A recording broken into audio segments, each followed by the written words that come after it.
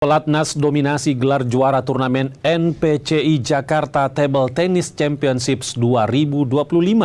Salah satunya Komet Akbar yang berhasil meraih gelar juara klasifikasi 9-11 putra standing usai kalahkan atlet pelatnas lainnya Muhammad Alfigo.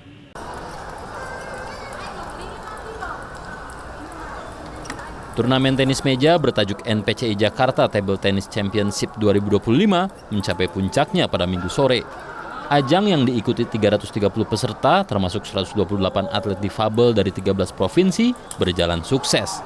Pada laga final yang disaksikan Menteri Koperasi Budi Aris Setiadi serta Chef The Mission Asian Para Games Reda Mantovani, atlet Paralimpik Nasional, unjuk aksi.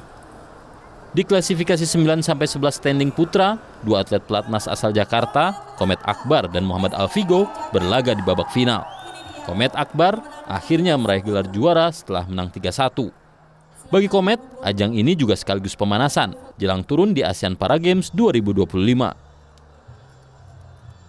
Ya benar, kalau menurut saya pertandingan kayak begini harus sering kita ikutin ya. Karena Asian Para Games itu kan kita bawa nama Indonesia dan memang harus sering-sering kita try in, try out karena itu modal kita buat hasil nanti pertandingan bisa jadi lebih baik, bisa dapat emas dan bisa membanggakan Indonesia. Di pertandingan lain, Banyu Trimulyo yang mewakili NPCI Jateng keluar sebagai juara klasifikasi 6-8 standing putra. Banyu sukses mengandaskan wakil Jakarta, Leonardo Aritonang, 3-0 di laga final. Sementara di sektor putri, klasifikasi standing 9 hingga 11, Ana Widyasari dari NPCI Jateng keluar sebagai pemenang.